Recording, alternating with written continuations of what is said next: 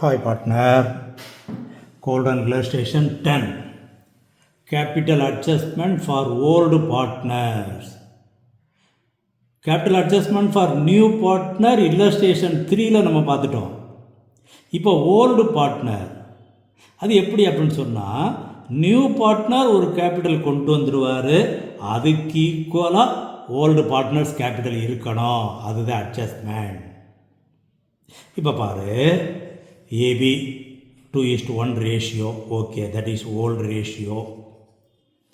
C is admitted to the firm 1/4 share, okay. C will bring 30,000 as his capital. அப்போ 30,000 அவர் capital கொண்டு வந்திருக்காரு, 1/4 ஷேருக்கு, அதுக்கு ஈக்குவலாக இவங்க கேபிட்டல் இருக்கணும், இதுதான் கணக்கு. அப்போது டோட்டல் கேபிட்டல் கண்டுபிடிச்சோம்னு சொன்னால், அந்த 30,000 வச்சு சி கேபிட்டல் 30,000, அப்போ total capital of the firm that is இந்த 1/4 ரெசிப்ரோக்கல் பண்ணுறோம், 1,20,000.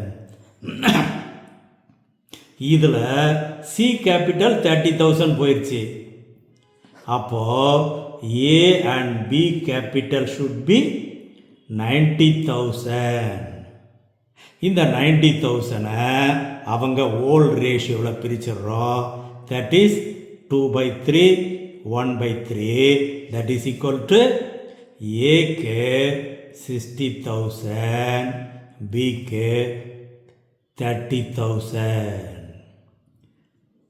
இதுதான் ஏபி கேபிட்டல் இருக்கணுமா? சரியா? அப்போது சி 30,000 கொண்டு வந்திருக்கிறாரு, அப்போ total capital of the firm 120 இருக்கணும். அதில் சி கேபிட்டலை கழிச்சிட்டு மீதியை ஓல்ட் ரேஷியோவில் இது பண்ணுறோம்.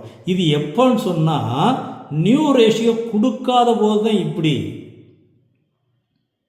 ஏன்னா old ratio is also the sacrificing ratio, old ratio also the new ரேஷியோன்னு கொண்டு போயிடுறோம். சப்போஸ் இதே கணக்கில் நியூ ரேஷியோ கொடுத்துட்டாங்கன்னு வச்சுக்கிடுவோம், நியூ ரேஷியோ இஸ் 2:3:1 இப்படி கொடுத்துருக்காங்கன்னா, அப்போ இந்த 1,20,000 இந்த ரேஷியோவில் பிரிச்சிடணும். முக்கியமாக நோட் பண்ணிக்கோ, நியூ ரேஷியோ கொடுத்தா டோட்டல் கேபிட்டல் இதே போல் கண்டுபிடிச்சிட்டு அதை நியூ ரேஷியோ எப்படி பிரிச்சிடுறோம், that is new ratio given, total capital should be divided by new ratio. முக்கியமான பாயிண்ட். சரி, இப்போ பாயிண்ட்டுக்கு வருவோம். இப்போ இங்கே கொடுத்துருக்க கணக்குப்படி ஏக்கு 60,000 இருக்கணும், பிக்கு 30,000 இருக்கணும்.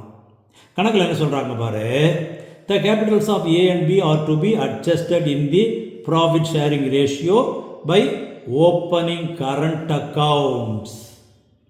Okay, the capital accounts of A and B after all adjustments relating to goodwill reserve revaluation இதெல்லாம் அட்ஜஸ்ட் பண்ணதுக்கு அப்புறம் எவ்வளவு இருக்காம், 63,680, 38,840 கேபிட்டல் அக்கௌண்ட்டில் இருக்குன்னு சொன்னாலே தட் இஸ் கிரெடிட் பேலன்ஸ். அப்போ இப்படி கொண்டு வருவோம், பேலன்ஸ் ஏக்கு 63,680, பிக்கு 38,840 இது இருக்குது ஆஃப்டர் ஆல் அட்ஜஸ்ட்மெண்ட். சி கொண்டு வந்து 30,000 அது தனியாக இருக்கட்டும். இப்போ எதுக்கு அட்ஜஸ்ட் பண்ணணும், ஓல்டு பார்ட்னர் கேபிட்டல் அட்ஜஸ்ட் பண்ணணும். ஓல்டு பார்ட்னருக்கு எவ்வளவு இருக்கணும், 60,000 30,000 இருக்கணும். அப்போ இதுதான் அவங்களுக்கு இருக்க வேண்டிய பேலன்ஸ்.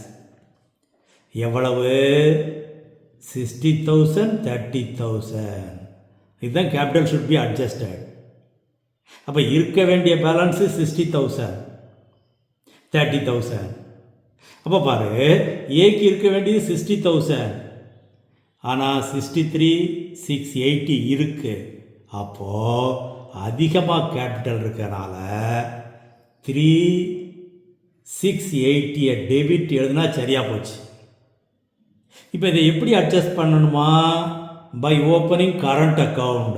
அப்போ கரண்ட் அக்கௌண்ட் எழுதிடு, ஏ கரண்ட் அக்கௌண்ட் 3,680. பிக்கு எவ்வளோ இருக்குது, 38,840 இருக்குது, 30,000 இருந்தால் போதும். அப்போ அவருக்கும் எக்ஸஸாக கிரெடிட் இருக்கனால டெபிட்டில் எழுதுது 8,840. தட் இஸ் பிஸ் கரண்ட் அக்கௌண்ட். அவ்வளோதான். இப்போ இது அட்ஜஸ்ட் பை கேஷ் அப்படின்னு சொன்னாங்கன்னா கேஷ் அக்கௌண்ட் எழுதிட வேண்டியது. பர்டிகுலராக கரண்ட் அக்கௌண்ட் சொன்னால் மட்டும் கரண்ட் அக்கௌண்ட்டை எழுது, இல்லை அப்படின்னா கேஷ் அக்கௌண்ட்னு எழுதிடலாம் நம்ம. இதுதான் ஜெனரல். சரி, இப்போ என்ன ஆன்சர் கொடுக்கணும்? Pass necessary journal entries. அப்போ இதெல்லாம் ரஃப் ஒர்க். அப்போ ஜேர்னல் என்ட்ரி என்ன கொடுக்கணும்? Capital account debit to current account. அவ்வளோதான். அப்போது A's capital account debit to A's current account இந்த 3,680. B's capital account debit to B's current account 8,840. That is the answer. அப்போ ஆன்சரை பாரு. That is A's capital account debit B's capital account debit to A's current account B's current account entry. இப்போ இது balance ஷீட்டில் காட்ட வேண்டி இருந்தால் current account ரெண்டுமே கிரெடிட் பேலன்ஸ் தான். அப்போது லைபிலிட்டி சைடில் காட்டணும். முக்கியமானது கரண்ட் அக்கௌண்ட் கிரெடிட் இருக்கனால லைபிலிட்டி சைடு காட்டணும். நல்லா யோசித்து பாரு. கேபிட்டல் அக்கௌண்ட்டில் கரண்ட் அக்கௌண்ட்னு டெபிட் சைடில் எழுதியிருக்கிறோம். அப்போ இதை பார்த்த உடனே இது கரண்ட் அக்கௌண்ட் டெபிட் நினைச்சிடக்கூடாது. பேலன்ஸ் ஷீட்டில் எழுதும்போது capital account debit, current account credit, credit balance எல்லாம் லைபிலிட்டி சைடில் எழுதக்கூடியது. Okay boys. இப்போ என்ட்ரி கேட்டிருக்கனால இதை மட்டும் போட்டுக்கோ. நமக்கு 6 மார்க் கணக்கில் இதை பேலன்ஸ் ஷீட்டில் காட்ட வேண்டியிருக்கோம். கவனமாக இது பண்ணிக்கோ.